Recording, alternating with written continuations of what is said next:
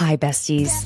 You've found your community bestie to share thoughts and opinions, recap the shows we love. Having too much fun. Bravo should be fun. And have piping hot gossip sessions about the celebrities and Bravo lebs we love, hate, and love to hate. He went on a podcast claiming he had a threesome with two women from the Real Housewives of Beverly Hills. Immediately, I was like, I wonder if it's Brandy and Carlton. I'm Caitlin Marshall, your pop culture and Bravo bestie. Allegedly allegations. And if you enjoy fun conversation between friends, listening to your bestie rant about shows we can't get enough of, plus enjoy a little bit of, well, ridiculousness. Oh my God. I'm sorry. There's a spider that is coming down. Hold on.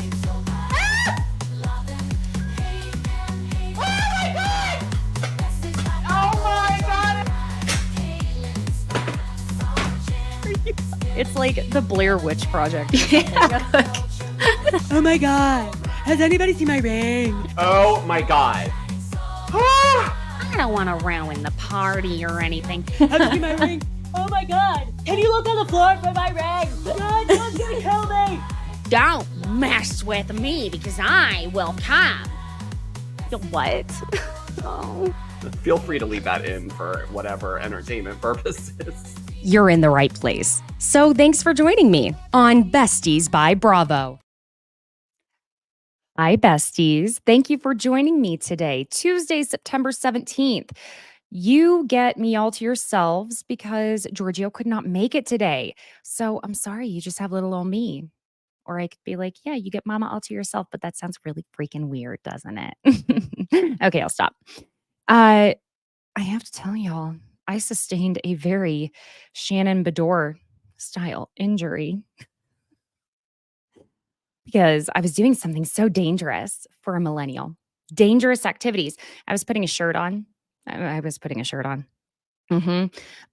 It looks like I may have possibly given myself a shoulder impingement. Cute. So if you watch on YouTube Live and you eventually see me in a sling, it's not a cute new accessory.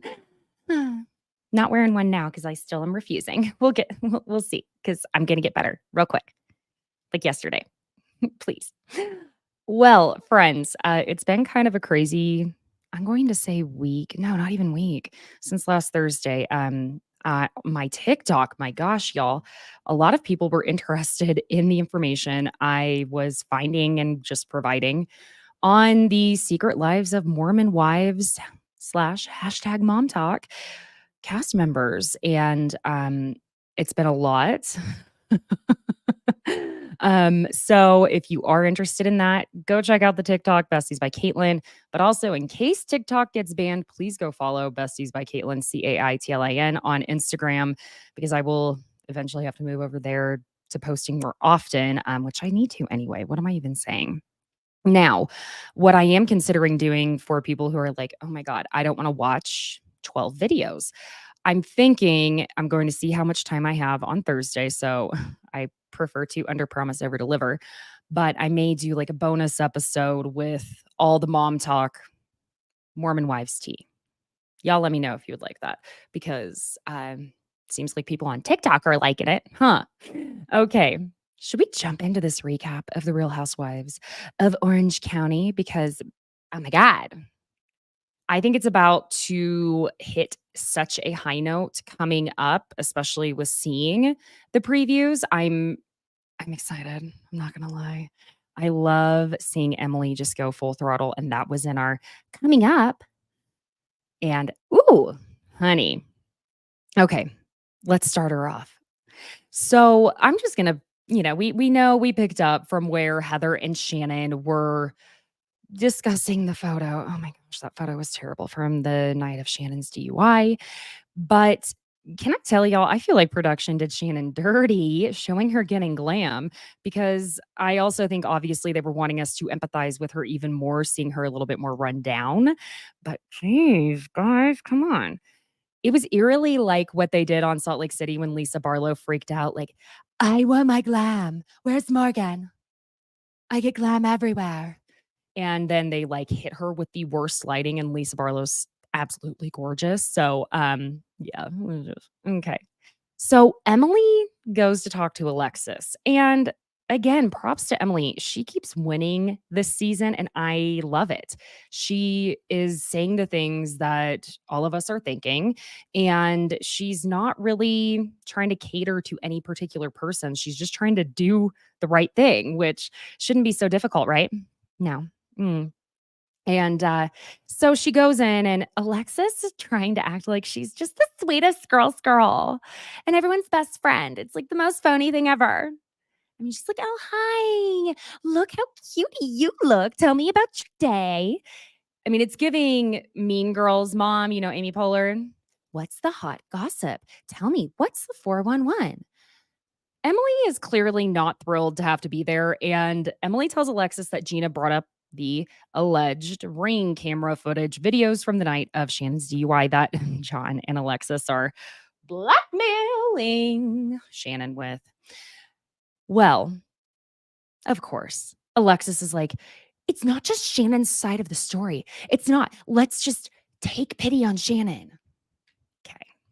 Well, while this is all happening, Heather, Tamra, and Shannon are at the restaurant, and Shannon orders a Belvedere soda. And I'm sorry, y'all, but here's the thing. Tamra has got to get over whether Shannon is drinking or not. If Shannon is getting behind the wheel, then at that point, yes, it's your business, because it's genuinely, it's public interest business. It's safety business, okay? But until then, it's not your business anymore what she's choosing to do. Just stop. I'm just sick of it that at any point Tamra could have had, she could, anything she can do to make it about Shannon's drinking, any point that she could have previously, that's gone. We're done. Shannon's going to choose to do her own version of drinking responsibly. And that's the thing. That is Shannon's choice. Okay. And again, here's the other side of it though. I do absolutely understand that she wants to make sure we, the audience, the public, everyone understands that Tamra is not okay with Shannon still drinking. And I genuinely get it, because we got to admit, everyone would turn on Tamra if she were like, oh yeah, take a shot, batch. They'd be like, you're enabling her. 100% see that. And I'm aware. But what Tamra needs to do is either say in confessional or to Shannon straight up, I don't want to see you drinking anymore, but it's your choice. And unless I see something dangerous potentially occurring that could affect another person's safety, I have to let you make your own decisions, batch, while knowing I personally don't support it. Or she will have to say, I will have to love you and support you from a distance, because I can't be around you when you are going to drink alcohol. We can share the same oxygen, but I won't engage with you in any way that is not a surface level if you are going to drink, because I am that against it. She just either be her friend or don't. That's it. You don't have, just because you're not someone's friend. I love you, Tamra, but just because you're not someone's friend doesn't mean you have to be their enemy. So, and I think that's where she gets a little mixed up. And I honestly don't know that I agree with Tamara's assessment of Shannon, that it means Shannon views it as her admitting she has a drinking problem. She doesn't drink. In fact, to me, it would appear more so that she does not have a problem if she chose to ride this quote unquote storm, like what I did there. Okay. If she chose to ride that out completely sober. So, but that's just my interpretation of it. Okay. Just me. It's my opinion. Now, Emily and Alexis, Emily's telling her that it feels like things with Shannon are getting dirty, salacious, and mean on Alexis and John's end. And Alexis goes, it's not getting mean on our side. Otherwise, the videos would have already been out there, wouldn't they? So back off. Oh my God. Happy-go-lucky Lexi Jesus Jugs. It's getting a wee bit too brave, honey. A little bit. I would never, y'all. Whether I like Emily or not, I would never. So back off, Miss Ma'am. Oh, we know it's going to come back to bite her. It is. So Emily points out that Alexis has told people about them. And clearly it's been enough detail that Katie could recall what she's been told in that flashback with Emily. And Alexis says in confessional, how stupid it is to bring it up at a charity event weekend. Girl. You've been talking about it too. Where do you and by the way, did y'all see her and Johnny J on Watch What Happens Live? Ooh, the polls were completely against Alexis, unsurprisingly. And when Johnny J was asked by Andy what exactly Shannon has said that was so slanderous and so degrading to his person, that he felt the need to threaten her with these videos and also sue her and not even be willing to sign the non-disparagement clause, which also now we get more understanding as to why Shannon had her attorney put that in there. Or maybe her attorney said, Shannon, we need to do this. Obviously, because she's literally like being blackmailed. My God. And Johnny J, who kept doing that with his lips or his tongue on his lips, like that guy from Harry Potter. Mhm. I'm not a Potterhead, so I don't know the name of the character, but he was like a bad guy and he just kept he was like a snake or a lizard or something, like person. And he wore this like snakeskin scarf. Johnny J did. It was just y'all have to watch the clips. I posted a clip of it, I believe, on my Instagram and TikTok too, if you want to look at it and not have to do a lot of searching. Anywho, Alexis ends up going to Emily saying, I've been fucked over bad in this too, okay? And also that she's sick of everyone taking pity on Shannon after running into a house when she's still drinking. But again, Alexis, that's not your business, okay? She's not even your friend. Never was. You've made that clear as well. And no one would be taking pity on her, even remotely, to the extent that they are if y'all weren't blackmailing her, extorting her, whatever you want to call it, allegedly. Excuse me. It's you and Johnny J, jerk face, who are eliciting the pity for her when we all would have been on Shannon's ass if y'all weren't doing this. I'm telling you, that's the way this would have gone. But of course, Alexis starts crying and is saying she doesn't think she should go to dinner with everyone. And she shows her whole ass, my friends, when she goes, I don't think I should go now because she's already like so vulnerable. Obviously, Alexis, you're just worried you're going to look like an asshole when everyone sees that Shannon is already pretty down and out. But y'all, the way I cackled, Emily just kind of treated her like one of her children having an emotional moment. I wouldn't even say temper tantrum. Alexis was bordering on that, but Emily's just like, okay. Because Alexis wanted Emily to convince her to go. And then Emily gets to the restaurant. Here's the thing. Tamra immediately asks Emily if she got her text. Did you get my text? And you know what? Guess what? You can tell by the look on Tamra's face that she's getting messy. Tamra gets this look on her face. It's almost like an ornery little kid, because I think she texted Emily about Shannon ordering a drink and was like, oh my God, did you get my text? She sees Shannon ordered a drink, bitch. God.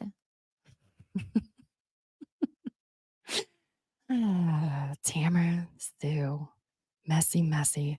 So Shannon's telling Emily when she comes in that she agreed to pay the $75,000 and that John and Alexis will not agree to the non-disparagement clause. And again, this was on Watch What Happens Live, where John is saying, well, I want to be able to say whatever I have to say without worry of litigation.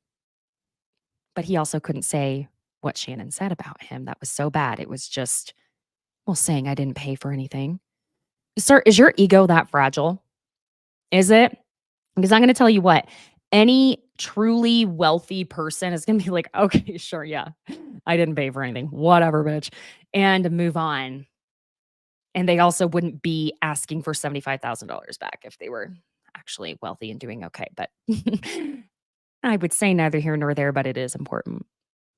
Now, again, obviously, it makes sense now why Shannon wanted the non-disparagement clause. And Emily points out that it's so telling that this isn't even about the money, yet I still think it is. Sorry, I absolutely do. And we get flashbacks of Shannon and John being in love.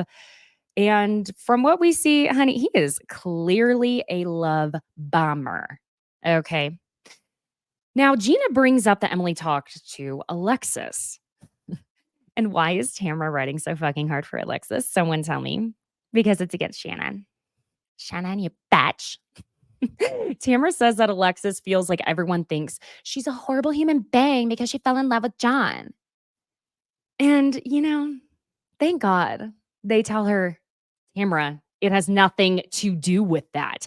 It's her behavior and her psychotic, mean girl ass rubbing it in Shannon's face.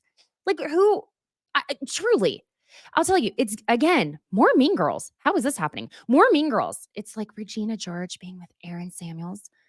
Your hair looks sexy pushed back. Katie, will you please tell him your hair looks sexy pushed back?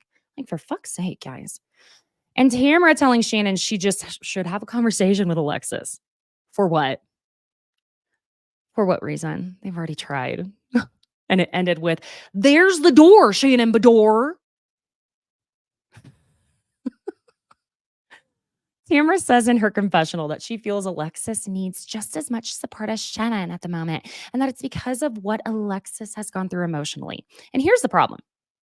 You can absolutely support Alexis emotionally with the loss of her mother and other things, whatever, going on in her life, like how she probably can't walk straight anymore because she, according to her, is banging Johnny J 5 times a day. Maybe she needs an ice pack. But that doesn't equate to you supporting her emotionally in extorting and blackmailing Shannon, allegedly. Just as you don't have to support Shannon emotionally with the fallout of her DUI. You don't. But now, because of John and Alexis's actions, now Shannon gets that support. It's very simple. When it's a simple little math equation.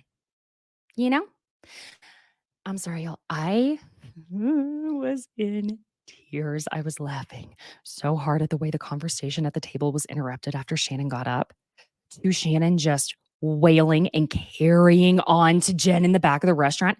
John is so obsessed with people thinking that he's a good guy. I don't give a shit about Alexis. Like, who are you defending this guy like this? Your intention is to hurt me. Tamra is telling him at the table that Alexis has no shitty intentions. Again, girl. Really? Then Shannon tells Jen about Alexis. You and John strategize because you know what? He used to do that with me before I filmed. He was telling me at 9 months, people dream of what we have. You are my future. You are my person. And then Shannon, if you thought she wasn't already hollering, she's screaming now. She's holler screaming.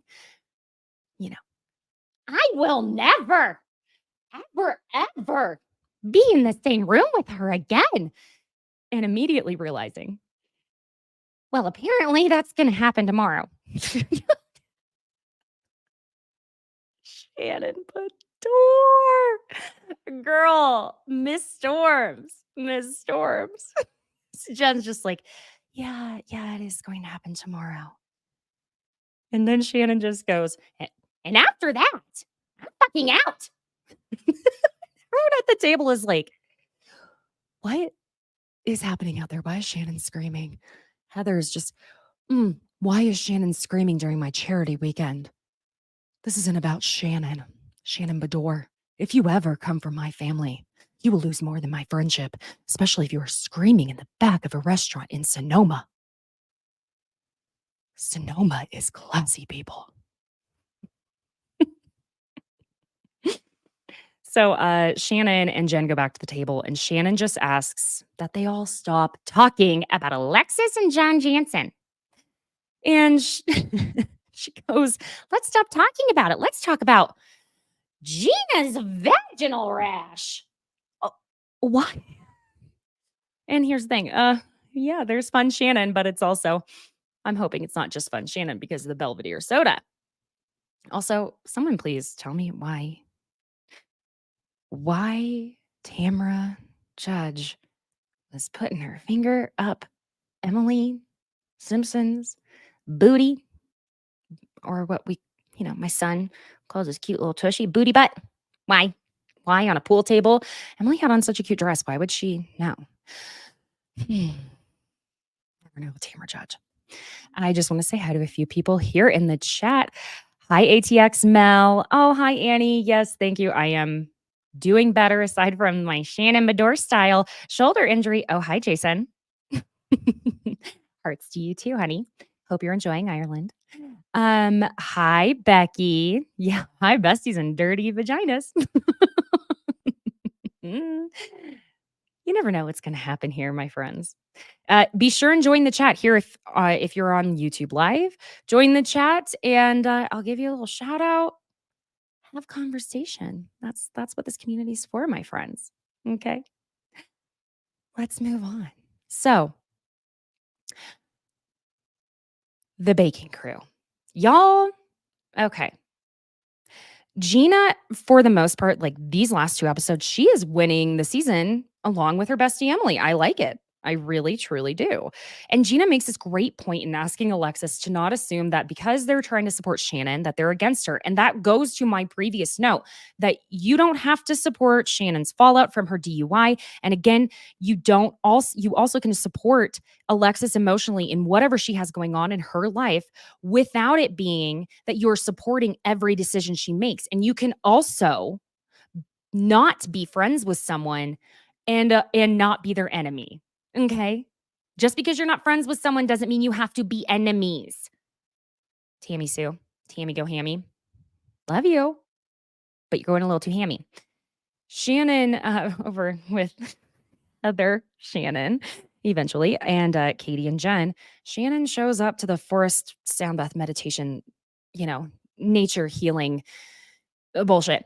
And I have to say, this makes me sad to say, but it's true. If ever someone has appeared late and hungover, it is Shannon Storms Bedore at this activity. There is no doubt in my mind. I love you too, Shannon. Just like I can love Tamra, I can also love Shannon. Okay, so back to baking. Tamra's telling them that it's hard for her to sit there and watch Shannon order drinks. You know, it like kills me. And and Gina tells her, listen, I get it. What I don't like is you trying to set the boundary for everybody else. Facts. Facts. Okay? That's the issue.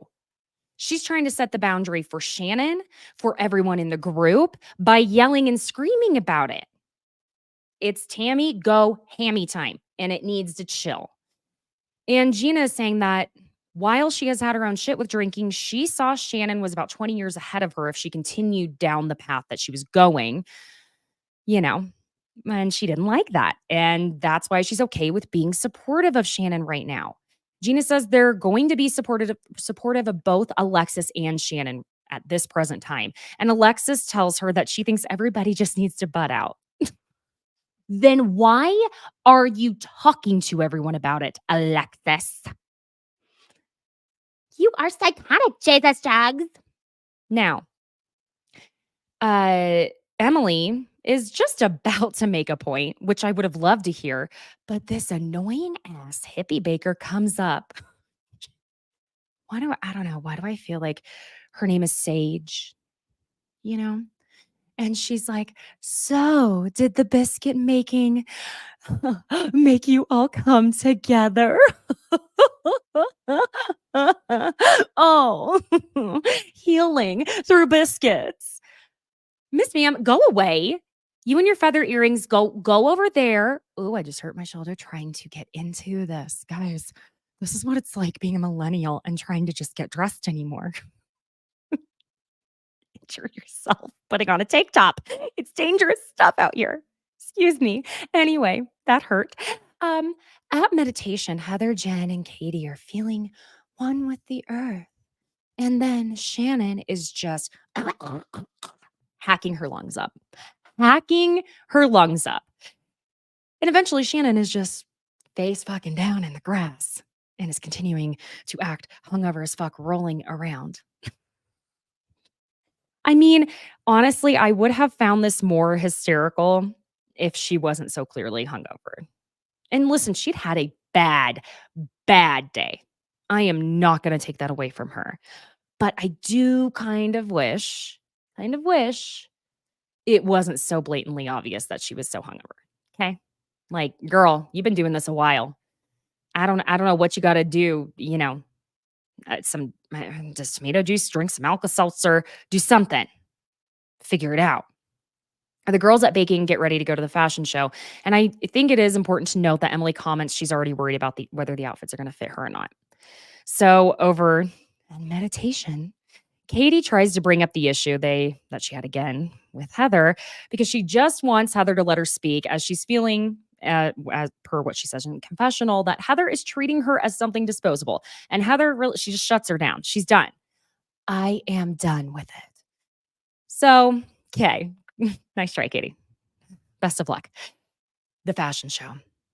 Okay. So here's the thing. Clearly, it's difficult for someone like Heather, who has never been anything but incredibly thin, to understand that using words like, this one's bigger. We're going to go with an oversized look. For someone who is not the same size as her, she's not going to get it that it's going to hit a nerve the way it is for Emily. And genuinely, I feel bad for Emily in this moment. She's worked so hard. And when you are surrounded by people who are not only naturally thin, but also working out and doing all those things and just seem to have the perfect body, it just feels impossible. Even when I was back when I just thought I was such a bad size, I was so thin living in Los Angeles, going out on auditions, and I'd look at these girls who were clearly like the yoga Pilates girlies, like the yoga laddies, these gentle girlies who just they eat vegetarian and they'll maybe like cheat by having some quinoa with their avocado kale salad. I would feel miserable. And I mean, looking back now, I'm like, oh my God, why did I think I was that? But I understand, I think we all have had that moment where we're just comparing ourselves is the point. And Emily has worked so hard and she looks so good. She's always been stunning. Just, I hate seeing it. But okay. Tamra and Heather talk outside. Oh my God. Tammy's suit is such a mess. Oh my God. Heather tells her that Katie brings up, or that she brought up the paparazzi thing. And Tamra ironically says, it's very ironic, that she doesn't think Heather is giving Katie any grace. Okay, Tammy. Okay, Tamra. Tammy Sue. No grace. Yeah, we can't even get it out. You know what, Heather? You just need to give some grace. You psychotic Jesus jugs, my opinion. Alcoholic. It's just like, Tamra, come on, babes. Come on. But Tamra tells Heather, listen, this is also very clearly, Tamra is playing producer. Okay. Let's just be real. And she's she's not bad at it. Come on, give her that. Give her that. Give her those flowers. So, Tamra tells Heather that she believes Gina is behind all of it and that Gina set Katie up. And we flash back to a conversation that we didn't see earlier in the day. They've been doing that a lot this season where they'll be like, here's a flashback because there's so much technically going on. But also, y'all, if we didn't do that really boring traders episode that was also funny but also boring, we would have had room for all of these conversations. Just letting you know. But I'm not trying to tell you how to do your job, editors. You're fantastic. Thank you so much. And that's where Katie is telling Tamra that Gina told her, this is what you should say. I knew about the paparazzi, so all these other things, the tagging, the snubbing at Sutton's party, I already knew you were a liar. That's what Katie is claiming Gina said to her regarding Heather. And then Tamra asks Heather why she's letting Gina off the hook so easily. And this is where her version is that, her version of what Katie told Tamra that Gina told Katie, because we're playing telephone, is Tamra tells Heather that Gina told Katie, you're probably right about the paparazzi, but I can't go there with her because I have to keep her close because of the real estate connections. And essentially, that is what Katie told Tamra that Gina supposedly said. But oh my God, this game of telephone, it's very hard to recap. Okay. So bear with me on that moment. Don't turn me off. Okay. I'm still here. I'm working on it. So anyway, so at the event, Heather tells Gina she wants to get all of this blown out tomorrow. We've gone through the event. We did the fashion show, all of it. Okay. And she wants to blow all of this out, get it done tomorrow regarding the Katie thing. And we got to love how Alexis says that Emily told her to talk to Shannon at the event, but in actuality, their conversation that we see the flashback of that, Alexis says to Emily that she needs to talk to Shannon. It's just like the telephone game. I didn't like it when I was little, and I don't like it now. So Emily goes over and asks Shannon if she would talk to Alexis before she leaves, because I guess she's taking a flight out that night. And honestly, the stress she's had the whole weekend, I don't blame her. Okay, get out, Shannon Bedore. Because if you're gonna be trying to drink alcohol, you better not be doing it on camera the way you were. You need to go home, figure your shit out in peace, please. Okay. And yeah, sorry, lost my place here, but yeah, where are we? Okay, Shannon says absolutely not to Emily when she asks. I mean, did we expect anything else, guys? Really? Friends, besties? No. I would say the same thing. And it really wasn't the time to do it, even if she was willing to have the conversation. But Shannon tells Alexis, ooh, okay, that bitch, as she's leaving, she leans over to Alexis and she goes, heard you would like to speak to me, but I wanted to let you know I'm not interested, and leaves. I mean, we needed like a, I don't know, a little bit of Big Sean playing as she walks out. Does that make sense? I think so. Uh-huh. All right. So I'm going to hop back in over here. I see a few more friends joining the conversation. Yes, Jill, I hear you. Get Alexis and Johnny J off my screen. If he wanted money, he would sign an agreement. It's really about the fame. Yep. So Annie agrees with you too, Jill. And I can't say I disagree. Now, Annie is saying that Tamara is a mean girl. That's why she's supporting another mean girl. Here's the thing. It is, it's hard because I don't even know that Alexis realizes she's a mean girl. I think she is such a soldier for whoever is riding her back through that headboard. Okay. I gotta be honest. That's it. I mean, there's a reason she stopped riding so hard for Jim Bellino. I guess, that headboard didn't need to eventually get tightened back up. Okay. Anyway, mhm. The next day at lunch. Mhm. So, Gina brings up the issue, the paparazzi issue, which, guys, come on. Like, why are we still talking about it? Why? Katie tells Gina that she heard Gina's been calling her a liar. They should have named this episode Game of Telephone. Telephone. Anyway, so Katie's heard that Gina's been calling her a liar. And now Gina is officially off. Okay, she's off. Yelling at Katie while Katie speaks in her calm, like golf channel voice. And Gina's like, because you are a liar. Gina, I am not lying. Now, he's going for a putt for the double bogey. That puts him at a 73. Only McElroy could beat him now. Okay. Anyway, don't even ask how okay. Golf history in my family. Heather's just sitting there watching it all play out as she eats. She's like, yes. Okay. This is like rich people entertainment. Now, are you two going to fight each other yet?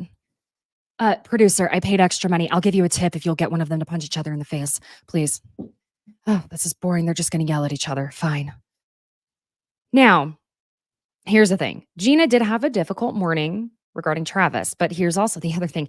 Gina is going to bring up her issue with Travis no matter what is going on, and it seems to be her out, and I understand. When something's going on at home, it's very difficult to show up to work and show up to a work that is this type of environment. But y'all, some days, like, it is hard for me to even show up here and be myself. My baby did not want to go to school today, and it'll make me cry talking about it. I was sobbing leaving his school. And sometimes you just have to compartmentalize, okay? Because that's what we do as adults. Gina, stop. Because it's becoming transparent. Either you say, look, here's the thing, guys. I'm going through this. I may be triggered more than usual, but you're triggered by a lot of things that have to do with other people as well, Gina. never about what's going on in the moment. And I love Gina at this point. Gina was pissing me off at the beginning of the season, and now I love her. That's the way these that's the way these shows go. That's why I can't ever say like truly who my favorites are. But yes, she had a difficult morning with Travis, and Heather brings up the new information that Tamra told her about Gina, needing to keep things good with Heather for like real estate connections. And Gina is saying that Katie is just making shit up now. Emily says she's never heard Gina say that. And Gina is breaking down about something else entirely, again, which doesn't help her cause because she's crying, saying, oh, my friends hate me. My boyfriend hates me. Travis hates me. It's like, girl, if you hadn't gone down that road, I think, I don't know, something about it didn't read right for me. And I think Tamra sees that when we get to that point. But Katie then admits to Gina that Gina said, Heather helps me out with my career. And Emily is trying very hard to have her girls back because she's wondering aloud, like, what's wrong with saying that? And here's the thing. I can understand why maybe Katie interpreted it that way, but also Gina didn't say specifically, Heather helps me. I need to be good with Heather because she has real estate connections. It could have been, I also feel loyal to Heather because she's been very helpful to me in my career. Those are two very different ways of saying the same thing, because one sounds more like you're using someone and the other sounds like I have a loyalty for someone being there for me, and being helpful to me. And sorry, but anyone who doesn't have some sort of loyalty to someone who genuinely helps them out of the goodness of their heart, my God, there's something wrong with you. But digressing. And Katie says that Gina was telling her that Heather was helping her with working for the Altmans. Oh my God. Of course, $1 million listing. Did I ever tell y'all? Now, this is allegedly. I had a friend at one time that was maybe working for maybe a name I just said. And they were working kind of as like real estate, like assistant. And maybe, allegedly, they picked up the phone when we were sitting there. And I could hear maybe someone who's the actual real estate broker screaming at them about nothing. And I immediately went, I will never go into real estate because it scared the shit out of me. I allegedly, maybe. And this was in Los Angeles. So big smile. All right. $1 million listings. Isn't that interesting? It seems everyone but Katie is denying this is a possibility that Gina would have said something like this regarding Heather helping her out with her career. But I'm splitting the difference. I'm going to tell you, there's always a truth in between here. I truly believe that Gina was like, look, I'm not going to turn my back on Heather. She's been a friend to me. She's helped me with my career. I mean, she's been good to me. That, and I can see where Katie took that and ran with it, because she had to show up. It's her first season. So, there's that in between. Okay. Now, Tamra steps in to help out Gina. And that's what I genuinely believe that Tamra was trying to do, because she tells Gina that she's being so defensive and it's making her look guilty. And it's true. Y'all, I know everybody loves to hate on Tamra, but I'm telling you, I think Tamra was trying to help Gina out in this moment, because I think she went, as shit, this isn't the way I wanted it to go, even though it kind of is. Heather believes Gina at the end of the day. And Gina is finally admitting her issue comes all the way back to Travis. And when Heather very coldly says to Gina, sorry, so many moments of this episode were so funny to me. Heather just looks at Gina, everybody's your friend, and everybody loves you, and everybody supports you. Like, so cold. Like, Gina, shut the fuck up. We all love you and support you. Like, Jesus Christ, no one cares. Get out of here with your poor people problems. Okay, I have a real problem. I have to go poop in my $5 million condo as opposed to my $42 million mansion. That's real problems. Okay. If you're watching the show, you know. Okay. And so at the end of the day, Gina says she doesn't think Travis is going to be able to handle this whole thing of taking space, which again is still bizarre to me, but also, gosh, I do get the flip side of this because Gina is still technically a single mother. She and Travis are not married. Okay. So she doesn't have any legal obligation to take care of Travis and his children financially in the way that it seems like maybe she has been. This is very, very difficult. Okay. Let me just I want to make sure I'm saying this the way I truly mean it. And also don't be assholes to me because y'all, the way people have been yelling at me on TikTok, I yelled at the wrong person back in the comments who was defending me. And so they blocked me. And now I'm like, I'm staying out of comments. I'm trying to figure out how to navigate this. Okay. I'm tired of getting yelled at. But as a parent, especially if you're a single parent, those are not legally her children. If they're her stepchildren, then there's a legality there, right? But Travis needs to be able to take care of his own children and her take care of her own. That's the way it should be both ways. Now, it sounds like Travis did step in when she was not able to financially care for her own children as well as she is now. Let's say she was clearly able to care for them. Obviously, they live in Orange County and they aren't in a studio apartment, at least a casita anymore. Okay, she's worked hard, done what she could do. But I do understand you have the money, and it's not that she doesn't view these other kids as her kids, but let's just try and look at this with a little bit more empathy than maybe I looked at it previously. Because, see, this is the other thing. I want y'all to realize it is okay to change your mind about people, about views, about things. It's always okay to change your mind when you get more information and you can look at things from a different point of view. That is something that gets a little exhausting, especially in our Bravo community. It's like once you love someone or hate someone, it has to be that way forever. No, it doesn't. It doesn't. We're malleable human beings, and so are our feelings at the end of the day. And if you're stuck in a feeling, then that's another conversation for your therapist. Now, it makes sense to me that Gina would want to try and figure out a way to not be stuck paying for things when it doesn't seem that she and Travis were going to move forward with like a legal type of partnership, I guess. I would say it seems like they probably had domestic partners, but I can't remember the last one that in California, to be honest.